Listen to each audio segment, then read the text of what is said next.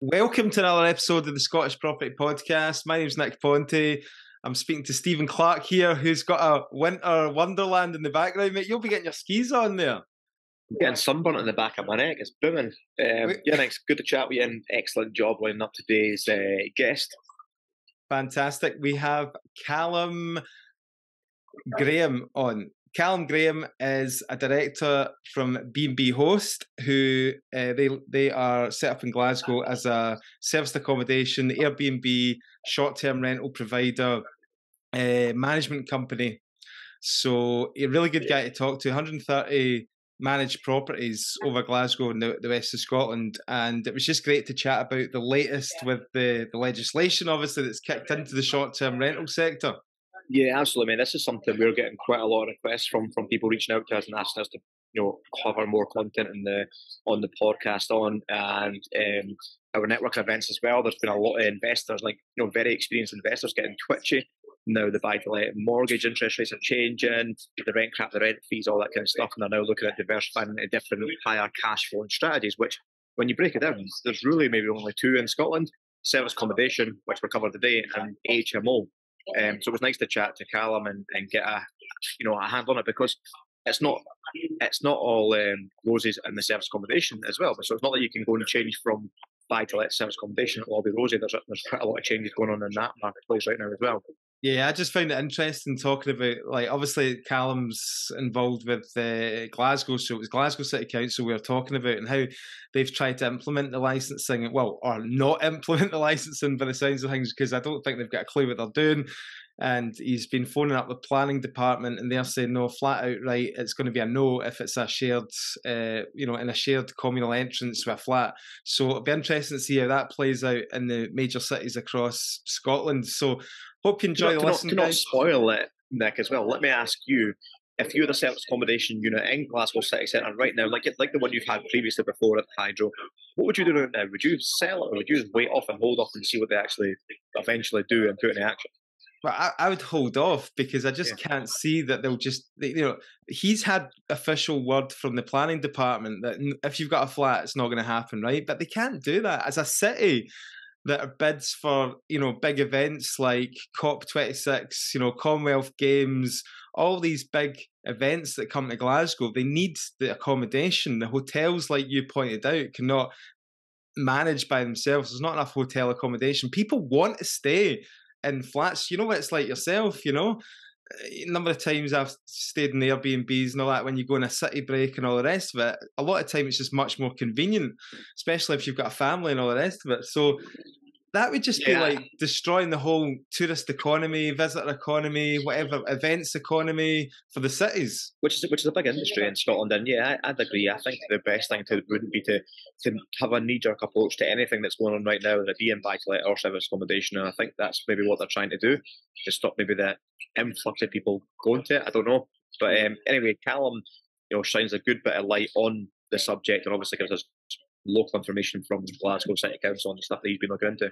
Great stuff. We'll just cut to the interview with Callum. So I'm delighted to welcome to the Scottish Property Podcast Callum Graham from B&B Host. How are you? Yeah, very well, thank you. Thanks for having me on. Great stuff. Thanks for joining us, Callum. Thanks for joining us. So basically, we wanted to get somebody on who is very familiar with the short-term rentals market. Obviously, I came across your company while I was doing a bit of research. You guys are a property management company for short-term rentals in Glasgow and across the West, aren't you? So do you want to just start by giving us a wee bit of history about yourself, how you got into this industry and what you do now as a company? Yeah, absolutely. So back in 2015, I was working in a company that sort of dealt with analytical information in commercial property. But for a while, I've been seeing the sort of growth of Airbnb and short-term rentals. I think Glasgow sort of certainly got a boost, or sort of kickstart, if you like, back in 2014 with the Commonwealth Games. So I think things sort of took off here a bit quicker than maybe in some other places. So in 2015, I started a company called Nimbus Property Management, managing short-term rentals. At sort of roughly the same time, my business partner now, Gillian, she started B&B Host. And in 2018, as we were both expanding for various reasons, we decided to join forces. And we sort of taken B&B hosts from there and grown it over the years to, we're now managing about 130 properties in Glasgow and the surrounding area. Excellent.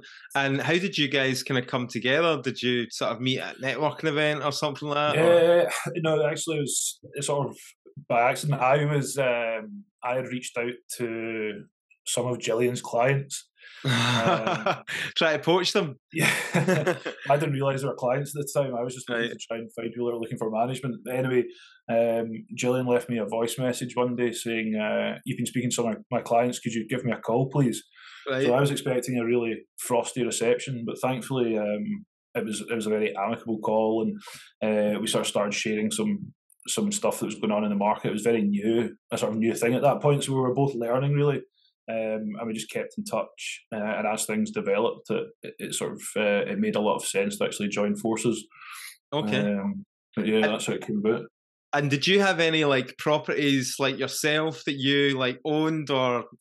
Yeah, so we both had like at that time we both had a couple of properties. I had a couple, one sort of in the West End and one in the South Side, which were both flipped to short lets, and were certainly the numbers added up for us, and it was good to sort of be able to use that as to provide people with some evidence when they were coming to ask us questions about it. Because as I said, to a lot of people it was very new, and at that time as well, there was a lot of negative press surrounding it as well in certain areas. Yeah. So do you see a niche for more to make your property just cash flow more, and like yourself and Gillian, just more cash flow rather than your standard buy to let? Yeah, certainly there's that. There's obviously a lot of headaches that come with the short term let, but certainly at that point when there was so few people doing it, the difference from what I'd been getting on a traditional let, I was maybe making 3.5 times more. Those numbers have changed slightly, obviously, as the market has become a bit more saturated, and the expense, especially this year with the rise in energy costs, etc. The numbers have changed a bit, and for some people, they now see that it's not worth the hassle. But we certainly, the majority of properties that we are managing are still the money they're making is far outstripping what they would be making with a traditional let, if you like.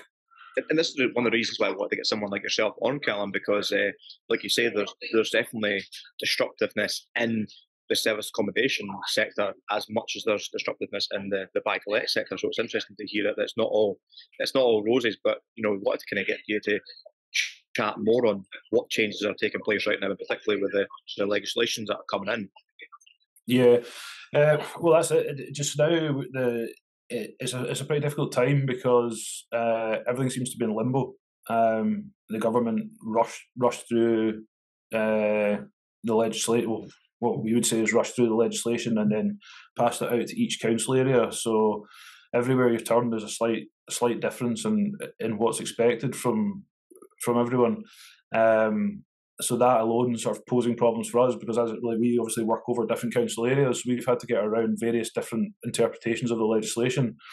And then with that, especially in Glasgow, you have the sort of the main focus effectively is around the communal entrances.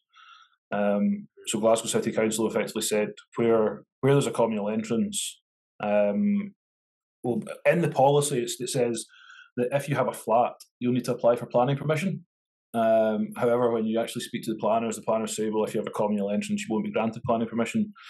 So for us, we don't understand why the policy just doesn't state that if you have a communal entrance, you will not be able to get a license. Because the way we see it is, if people are going to have to start applying for planning permission and paying out that money for something that is going to get rejected, it seems like a money making scheme almost. It's very cloudy, isn't it? Like, I mean, there doesn't seem to be much clarity at all. And am I right in saying that all the different councils have got kind of different, they've all got different prices for their licenses, something, all different kind of, is it different wording about the legislation as well? Or? Yeah, so various, obviously every council, there was the overarching safety aspect of it, which came from the Scottish Government, and which is something that we've sort of championed for a good few years now, and we very much believe it should be in line with what's expected from like the private rental sector. I mean, there are people in the short-term let market that have been effectively giving it a bad name, doing it. The last thing we want is a guest coming to a property that's unsafe or is not fit for purpose. So, in our opinion, that's what the regulation should be tackling. However, it's a complete grey area. As I said, every council has a different take on it. Where are we at? Like, where exactly are we at with it though? Because I heard something about there's an extension now. Like, if you're an owner at the moment, should you be applying? Is the application process open? How do you do it? Is it a website? It's very much down to your own interpretation. So as it stands, everyone, when they first sort of released the timelines, it was meant to be, the deadline was the 31st of March. So anyone operating a short-term let had to have applied for a licence by the 31st of March. However, that's been pushed back by 6 months. So that's been pushed back to October, partly because the initial timeline was, so the first part of the timeline was the 1st of October. If you've been operating a short let, come the 1st of October, you could continue operating it. However, you needed to apply by the 31st of March 23. If you had not been operating by the 1st of October, you would have to apply for a licence before you could start operating. However, on the 1st of October, half of the council areas in Scotland didn't even have the planning, have the policy in place. Yeah. So. And have you actually gone through the process of applying yet? And how is it? Is it a website you go on? Like, where do you go? Yeah, so you can start the application process on Glasgow City Council's website. However, to do that, before you start the process, there's certain things that you need to have in place. Like obviously, all the safety certificates. They want detailed architectural floor plans, which obviously comes at a big cost. The price that we've been quoted for that, you're looking at around about £320 plus VAT for floor plans. Right. And then again, as I said, if it's a communal entrance, you need to apply for planning permission before you can apply for a licence. And then you've just said before that, you spoke to the planning department, and they said if you're a communal entrance, then it's going to be pretty much a rejection. Well, that's correct. But so initially I spoke to the person who's from Glasgow City Council, whose name is on the policy. I sent them an email, and actually they were probably the most helpful person I've spoken to, and the first person in 3 years from Glasgow City Council's had the decencies to get back to me. Surprised me. So, anyway, their interpretation of the policy was that it would be taken on a case-by-case basis. However, they didn't want to say too much, so they put me on to someone in the planning department who said it's a blanket no. I mean, what? So basically, as we stand, right, and the information that you've been given, it looks like all flats in Glasgow are going to be basically wiped out of, say, Airbnb, service apartments, whatever you want to call it. Yep. So obviously, like, you think to yourself, for a city, who, like you say, hosts the Commonwealth Games, they've got big events, they've got obviously the Hydro, loads of people come from all over the world. That's not a great situation where you can't provide people. What's the impact of that? For a city, like the people coming that can't get short-term accommodation within the city centre. Well, if you take Scotland as a whole, pre-pandemic, Airbnb did a study, and pre-pandemic Airbnb supported £680 million in GVA the year pre-pandemic. So that's the kind of money that it's bringing into the economy. There's a study being done recently in Edinburgh, which is actually forming part of a legal argument through there. And they reckon this year during the festival, because of all the legislation issues, there was about 3,000 less Airbnbs than there normally are. And actually, the economic impact, I don't have the numbers because I've not seen the study, but the economic impact of that is huge, and it's going to sort of play a large part in this legal argument that's going on. How do you feel that they could do it so that they could still allow, like they're going to have to change it surely, so it's not just a blanket no, but how do you sort of see it playing out? Yeah, so in my opinion, it needs to be taken on a case-by-case basis. don't get me wrong. We've had properties that we've taken on with management that we've ended up saying to the owners, look, it's not right to be doing it here. But it has disturbed neighbours, and there's problems that we can't. I mean, problems do arise. I saw an email recently from Glasgow City Council where they'd sent a reply to one of our clients, and they had said they'd basically referred to a short-term let as party. Like they said, well, what we would refer to as a party flat. Now, how they can say every short-term let's a party flat, I'm not entirely sure. So I think it needs to be taken on a case-by-case basis. One of the big issues that they say is that by running a short-term let in a residential block is changing the amenity of the building. So it's taking it from purely residential and it's making the building mixed use. That's all good and well, but my property, for example, there's a hotel next door. The hotel owned the property on the ground floor, which has been run as a short let for as long as I can remember. There's another hotel across the road. There's a pub across the road. So actually, the area is a mixed amenity area anyway. Yeah. All of my neighbours know what I do. All of my neighbours have my telephone number. All of them are happy for me to do it. I put additional money into like the building, if you like, which like I pay basically more than the average share cost. So I think there needs to be a system where Glasgow City Council could actually monetise this. There was an article recently saying there's £120 million in Glasgow City Council's budget. And you don't need to go far in Glasgow these days. I don't know yourself, but the city centre is filthy and needs a lot of money spent on it. So actually, if this was done in a sensible way, they could monetise it, introduce a tourist tax, and introduce a system where where there's a complaints procedure that can be followed, and if there's recurring issues with a property, they lose their licence. It'd be the same with a pub. I mean, if there was recurring issues with a pub, the licensing authority would then look at it and revoke their licence.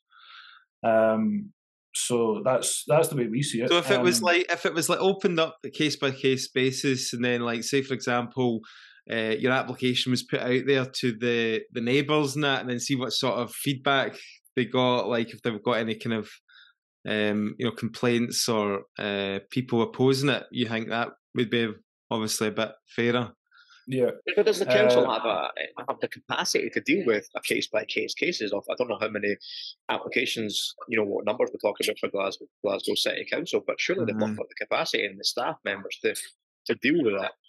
No, and the thing is, but the problem is they don't have the capacity to deal with the licensing either, or the capacity to deal with anyone who decides to ignore the licensing and continue.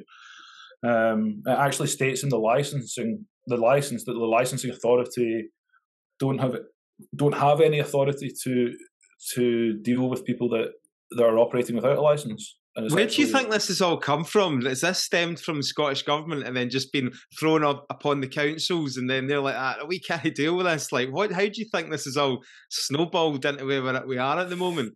The Scottish Council and or the Scottish Government and Glasgow City Council seem to have this very idealistic view that if they can eradicate short-term lets, everyone's going to hand their properties over to the housing market because of the basically 100,000 house shortage there is in Scotland right now because of the Scottish Government's inability to build social housing. But the problem, the way that we see it is, when this legislation was going through the Parliament, I wrote to all MSPs and all the councillors to try and sit down at a table with them so that I could try and get my point across that a lot of my clients live abroad. However, they own properties in Glasgow and they come back to Glasgow on a semi-frequent basis and use those properties. So actually, they've got no interest in putting a long-term tenant into them. And also some of them who have previously had tenants in them have had major issues and become totally disillusioned with the long-term market. And actually, they would rather sit with that property empty so that they can use it when they want. But obviously, this works for them. And it helps them to cover the cost of their bills while they can still have the flexibility of using the property. So actually taking them off the short let market, all it's going to do is leave properties sitting empty for those people. It's not going to sort of put it back to the private market. Can we look at the implication, like in Glasgow? I mean, you guys are both based in Glasgow, so for me, traveling to Glasgow to go and see a gig at the Hydro, does the hotels have the capacity to deal with if we eradicated the short-term rental market completely? Absolutely not. Then what's the implications that you don't stay, or you have to get an Airbnb, which is a main door house on the outskirts of the city, and then get taxes back in? At what point does that annoy the people that are doing it to go, I'm not going to bother coming to Glasgow because they're paying that, trying to get accommodation, and we can't get taxis or accommodation? Is that the reality? I think that's the thing. I think there's no coincidence that this reared its head after COP26, when the short let market picked up the slack for the lack of hotels and accommodation. Obviously, that was a massive event, and even somewhere where there are lots of hotels, it probably would have struggled. But certainly, the short let market hugely benefited from the likes of COP26. But I'm not just talking about landlords benefiting. I'm talking about the cleaner, like our cleaning companies, the linen suppliers, all the local bars and restaurants that a lot of our hosts recommend. I mean, it's a lot of sort of individual, like family-run restaurants or things like that all not rely on short lets, but certainly get a lot of business from them, which they probably wouldn't get if they weren't there in these local areas. Yeah. So sorry, just going back to the actual process again, because I'm intrigued to actually know if has anyone got a license yet? Has anyone paid for a license? So the thing is, it states in the licensing policy that once you've applied for a license, if your license is rejected, you have 28 days to cease operating. You do have the right of appeal. However, you need to cease operating while that appeal goes through. So we've obviously given our clients the option of when they apply for a license. And if you go out to the wider short let community as well, as it stands, nobody is applying for a license, because why apply now when you could wait until the middle of September and then apply? At which point the council will be hit with a tsunami of 9,000 short let applications potentially. And they'll probably. Do you think that might kick the? I was going to say they're just going to extend the deadline again. Well, there is that. So no, it's a really interesting time, because, like you say, they're kind of like obviously motivation for doing it in the big cities like Edinburgh, Glasgow, the shortage of private rented accommodation. So they were hoping that would increase the supply, but what we're seeing is a lot of landlords. Do you think it's just a deterrent? Like, kind of add on to what you're saying, Nick? Like, I mean, the 6% ADS is maybe stopping people getting into the buy-to-let market. Is it something that they're dangling this little carrot going, you need to apply for a license, you need to go through a full plan permission, and is it just going to scare people off coming new to the market, and they might just keep kicking this can down the road for a few years? Yeah, we certainly thought that we'd see the our new client inquiries dry up. However, as it stands, we've not. That is partly because some people, this model still suits them. As I said, they like the flexibility of it, or they need the flexibility of it, so they're happy to try it now and see where it goes. And you get some people who've just got no idea that this is on our doorstep, if you like. Yeah, we've certainly had the feedback that we've had from doing our networking events. Landlords who've been operating buy-to-lets now, that their mortgages have come up for renewal and the interest rates have gone right up and really squeezed the cash flow.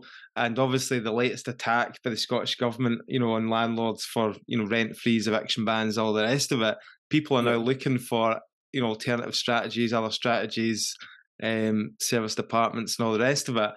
I think where, you need to be careful is that if you're going to buy a flat, then you're really going to be up against it. So what I was quite interested in is how much of your portfolio is, shared communal entrances, and do you have houses as well? And where would you see, if somebody was wanting to get into this market at the moment, where would you, what sort of properties would you look at? Where would you sort of advise people? So again, there's another grey area that we have is obviously, as we've talked about, of communal entrances. Throughout Glasgow, especially in the West End, there's a lot of tenement properties where actually on the ground floor there's a main door entrance. Mm-hmm. Again, we cannot get a clear answer on whether that like those kind of properties would get a license. They have their own entrance. So some of the things we're hearing from Edinburgh in situations like that, people are not getting licenses or having license applications rejected because it's got a communal bin store, for example. So it's difficult to say. If it was that those are classed as main doors and will be licensed, certainly some of our most recent clients, that's the kind of properties that they've gone after. Main door flats. What about houses like on the kind of periphery of Glasgow? Not in the kind of really well-known areas of the city centre or the West End. Is there a market there? Like, talk to us a little bit about your guests. Like, what sort of profiles of, what type of guests are you getting and what sectors? It's strange. One thing that always amazed me, like since I started this business, is we've yet to take a property on like in a location, whether in the city centre or around Glasgow, that's not worked. And again, it always brings a sort of different guest profile with it. Your sort of standard tourists, if you like, want to be in the city centre. A lot of them, I guess, probably not knowing Glasgow, look at a map and see. I think if you go on Google, like the pin sort of the centre is like George Square, for example. So properties around George Square have always historically done really well in that respect. That would be primarily like the tourist market, like weekends. People come for the weekend and all that. People sort of coming for a city break. They're arriving by train or plane. They're not bringing a car, that kind of thing. And then people that maybe know Glasgow a bit better is where they maybe come on a regular basis. The West End seems to appeal more. And then we get a lot of people that, I don't know, especially Christmas and New Year as an example, you get a lot of people that, I don't know, maybe have moved to London, their parents still live in Glasgow, their parents don't have space to put them up, so they'll come and try and stay as close as possible. So that could be anywhere in Glasgow. We get a lot of people here for work, the universities, the hospitals, people that might be here for 2, 3, 4 months at a time.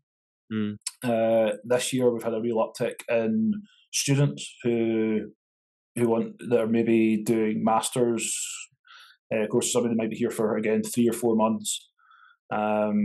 Obviously that's a sort of another area. The real lack of student accommodation has driven a lot of these people sort of to look at, I guess, more expensive options.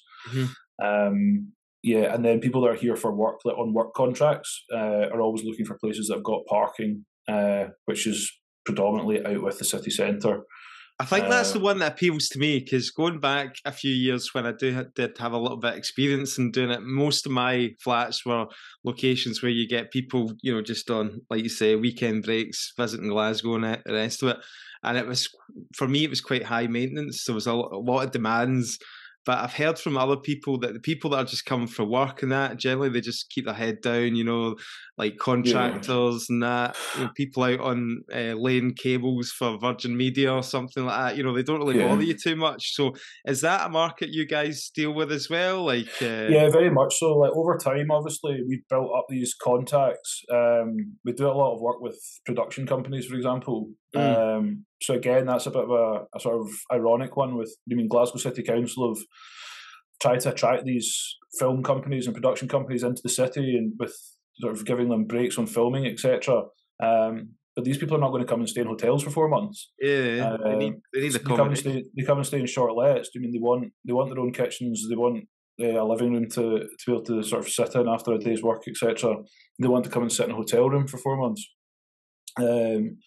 And is there any locations that you've been surprised that have worked? Like, say, for example, I was thinking to myself, maybe you can get a 3-bedroom terraced house in Paisley for 100 grand or something like that. Do you know what I mean?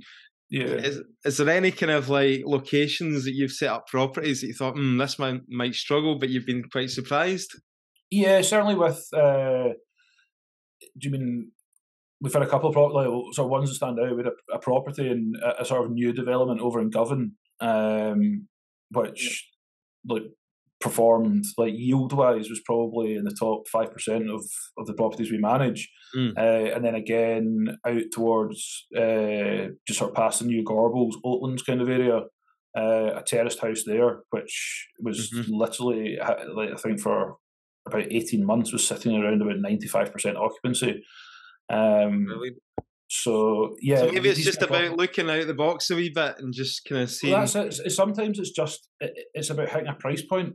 You sort of hit with these properties, you just seem to get a level, like you hit a level of the market that I guess maybe fits with people's travel budgets, what they're being given by their employers to spend, but works very well for, like, the returns work very well for the owners, if you like. Mm-hmm. And remember, like, back 5-6 years ago, like, you could fling anything on Airbnb and you'd let out, and you'd get 80% occupancy. But what's the standard like in the level now? Like, obviously there's a lot of competition. Have you got to be quite going in there, refreshing the property, each year, like putting money back into it? Yeah, very much so. Over the years, we have tried to sort of effectively get away from the. We've had battles with clients where we've said to them, look, you need to spend some money here, or that the property needs refreshed. And Airbnb has very much created a monster over the years that people now do expect that hotel quality when they come and stay. But another thing as well is we've seen it in the figures. We've taken properties which have, we've got property on High Street as an example, which has always performed well. The location's good. It's always been busy. But we fully refurbed it about 6 months ago, just over 6 months ago, and has added about 35-40% to the nightly rate. Yeah. People are willing to pay it, and people do seem to. In some cases now, a lot of people previously would choose an Airbnb because they didn't, or a short let because they didn't want to spend the money on a hotel. Whereas now, what we're finding in some instances is that they're willing to pay the hotel kind of money, as long as they're arriving to something that's of that standard. Yeah, no, it's interesting. And obviously, when you heard about all, the legislation, and you're starting to make your inquiries and phone calls to the planning department and all that, that's obviously a concern for you as a business and a company. Like, I presume that a lot of your properties are shared entrances and flats and all that. So, what are you kind of doing as a business at the moment to kind of? Yeah, it's been a huge concern. We obviously sort of, since we saw this coming, we've looked at basically where the market is potentially going to go if these properties are not going to be available for short let. And the sort of the initial obvious one is some of our clients will look to move the properties to long term. Mm-hmm. So with that in mind, we've actually just started a long term business as well, for a few reasons. We quite often go and see properties, and we'll go and look at them, and they're maybe not right for the short let market. Location might not be right, or the layout of the property, whatever it might be, not be right. So quite often we've handed that business away, if you like. So it's made a lot of sense to look at that. But we've also started looking at other properties. So we're now managing some properties down at Loch Lomond, for example. More, traditional holiday lets. Yeah. We have some properties up at Loch Awe and Argyll as well. So that kind of thing. We're sort of looking at where the market will remain stable, if you like. Right, and give us a wee bit about a behind the scenes, day in the life of a short term service department management company. What sort of stuff do you kind of deal with, and what sort of strange requests have you been getting lately? So yeah, normally starts off the morning could be sort of looking into anything that's happened the night before, any issues that have arisen, and then preparing for the sort of check-ins for that day, if you like, making sure all the properties are ready. So is that when you go and turn up at the airport and you're the chauffeur in your limousine picking up the guests? Thankfully those days are gone. But yeah, no, most of it's pretty sort of during the day. It can be pretty mundane, but normally, just when you think your day's going well, is normally when something goes drastically wrong. You use key boxes, by the way, the key box lock. Yeah, we use a lot of key boxes. Again, it's been a bit of a contentious issue. Key boxes, all our key boxes are sort of got padlock shackles, so they can be clipped and removed instead of being screwed onto walls, which is something that a lot of people don't like. You can always tell a building that's got loads of Airbnbs, can't you? Because on the outside railing, there's just like hundreds of these little lock boxes. Yeah, it's the same. Like if you walk around, like we were in Edinburgh last year. My wife was like speaking to me, and I was paying no attention to her, much to her disgust. And she was like, "What are you doing?" And I was like, "I'm just counting all the key boxes." Aye. You can't walk past a door in Edinburgh without seeing a key box, but yeah, it's one of these things. We use a sort of mixture of some properties. We use key boxes, and then we use a system called Key Nest, where the keys are left at normally a 24-hour news agent, and the guest has a sort of unique code to pick them up with. So you're managing people's expectations all the time as well. You know, can that be quite difficult? Are people really expecting a high standard now? It can be very difficult.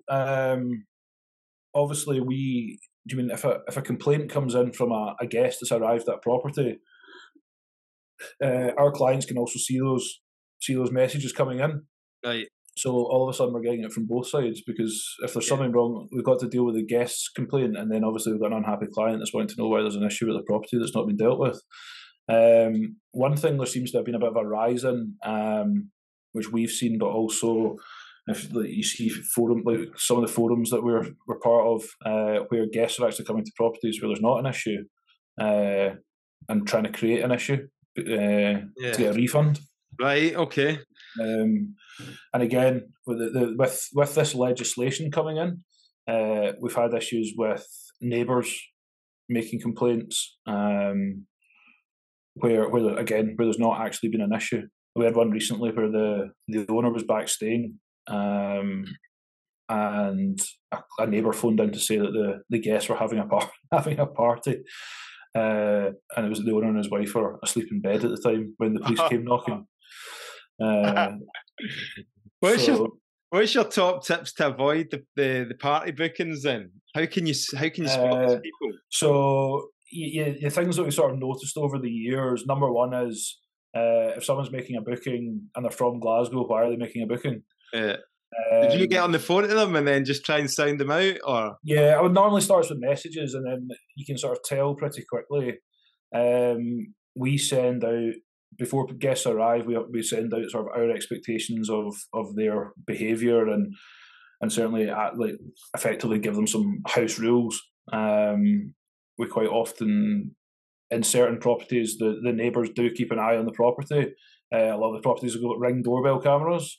So when someone's booked for 4 guests and 26 turn up, you get to know pretty quickly that there's an issue. It's something actually that COVID, as things started lifting in with COVID and people could start staying again, it was a real issue because people couldn't go to Magaluf. So the next best thing was chipping in whatever it was each, and 50 people trying to have a party in a flat. Thankfully, we use noise monitors in sort of what we'd class as our higher risk properties, and it's something that we've really seen over the years. Like the number of issues that we're having has really decreased. Good. But we, as I say, we put a lot of work into that because there's nothing worse than when one slips through the net and you sort of have to deal with the aftermath. Brilliant. So just finishing up, if anybody's looking to get into this, space, that maybe they've got some buy-to-let properties that are in really good locations that could work, is that something they could come to you for a bit of advice on? How do you kind of assess them? Yeah, absolutely. Because of the sort of volume of properties we normally have some pretty good comparable data for most areas in the city. We're also getting a lot more what I class as like mid-term stays. People are here, as I said, for maybe 3 or 4 months. So it's something, it can sometimes be a bit of a hybrid between the short term and the traditional letting, which again is producing good money for people. You don't have the high turnover of short lets, but you also have a bit more flexibility than you would have if you were in a sort of standard tenancy, if you like. Mm-hmm. And say I'm making like, £250, £300 a month, cash flow in my buy to let. Yeah. What's a realistic figure? And I know it's difficult because it all depends on location, occupancy, standard, all the rest of it. But, going on previous data that you've got, and what could you possibly expect that to rise to if it was a successful property on the short term? You know, I don't know. Say if you take a sort of good quality 2-bedroom property in the West End, I'd expect most clients to be sort of walk away with £1,000 plus a month. Yeah. Okay. And obviously, is that after all the fees, including your management fee and stuff like that? Yeah. What is your management fee, by the way? 17% plus VAT of the nightly rate. Right. Just so people can know as well, just if they're doing their figures. So with the cleaning is charged to the guests, okay, and that includes all linen, toiletries, etc.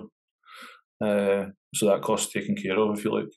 And there's still, huge demand. I mean, obviously, winter months are slower, but there's still good, solid demand for guests.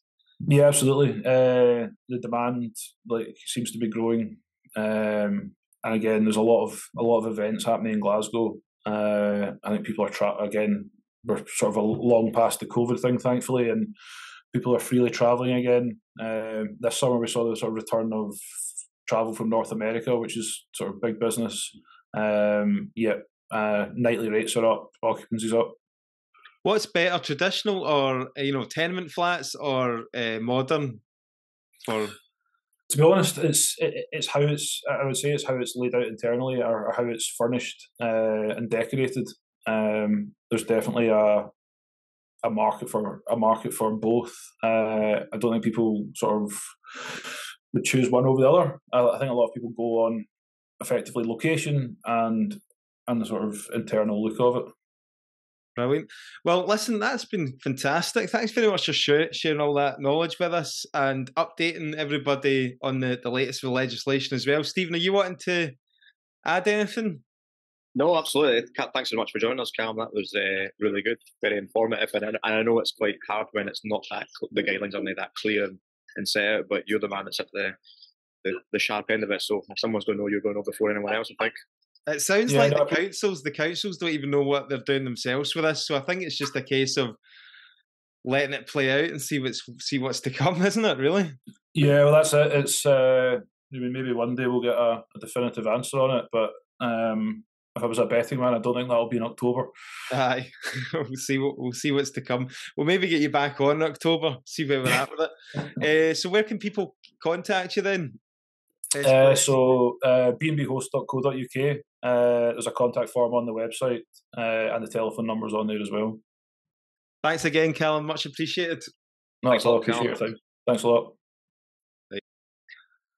Okay, hope you enjoyed that interview with Callum. As always, guys, we like to keep you updated and informed with all the latest news surrounding our industry. So if you've got any ideas for us as well, or if you can get any politicians on, we're trying to hunt down the politicians to get them on to talk about the latest stuff going on in the private rented sector as well. So if anybody's got any contacts, we're after Ross Greer. He's the man we're trying to hunt down. Or Patrick Harvey, yes, absolutely. If anybody's got any contact, please let us know. And if you could do us a big favour, and if you're enjoying the podcast and getting value from it, can you please leave us a review on your podcast supplier?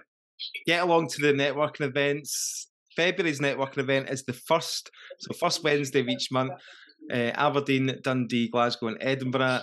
Great hosts and great speakers, guys. Get onto the website for tickets and we'll speak to you again next week. See you then, guys.